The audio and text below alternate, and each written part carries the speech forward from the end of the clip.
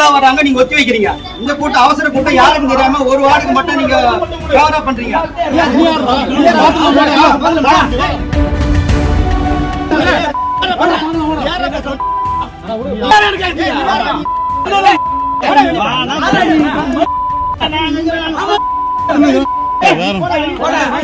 இதே மாதிரி போன கூட்டம் வந்து இதே மாதிரி தான் எல்லா உறுப்பினரும் போது கூட்டத்தை ஒத்தி வைக்கிறேன்னு போறாங்க. இந்த தீர்மானத்தை பத்தி என்னென்ன தீர்மானம் படிக்கவே இல்லை. படிக்காத எப்படி ஒரு தீர்மானம் நிறைவேறும்? இது வந்து அராஜகம் இல்லையா? இல்ல இல்ல, மக்கள் கோரிக்கையை பேசுறது தான் நம்ம மன்றத்துக்கு வந்துருக்கோம். இதே வந்து அது புறக்கணிச்சு இது மட்டும் இல்ல, போன கூட்டம் கூட அதே மாதிரி புறக்கணிச்சு போறாங்க.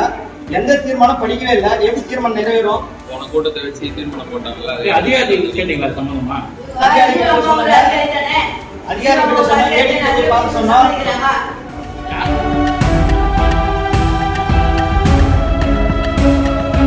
நீங்க ஒத்தி வைக்கிறீங்க.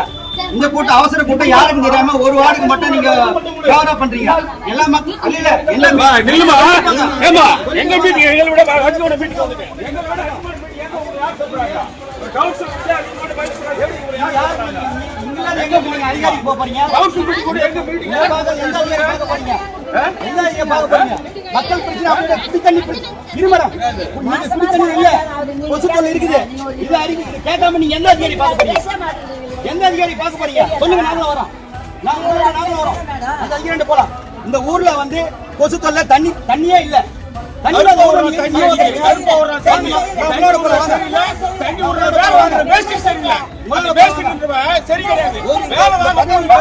அடிப்படையில்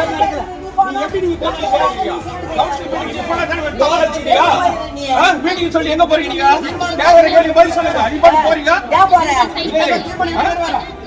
நான் சொல்லிட்டு கேளுங்க, மீட்டிங் வர சொல்லலாம்.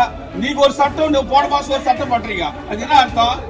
ஏடி சொல்றாரு 40 நாளுக்கு முன்னாடி தகவல் சொல்லிக்கிறோம், எல்லா வார்டுக்கும் பட்டா வாங்கி சொல்றாங்க. ஆனா நீங்க ஒரு வார்டுக்கு மட்டும் வைக்கிறீங்க. இப்ப கூட இன்னைக்கு குடி தண்ணியே இல்ல, கொசு தொல்லை.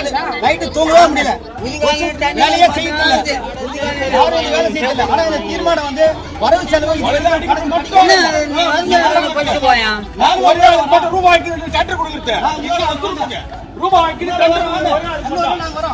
போனோமா, ஏடி போனோமா, நாங்க வரோம்.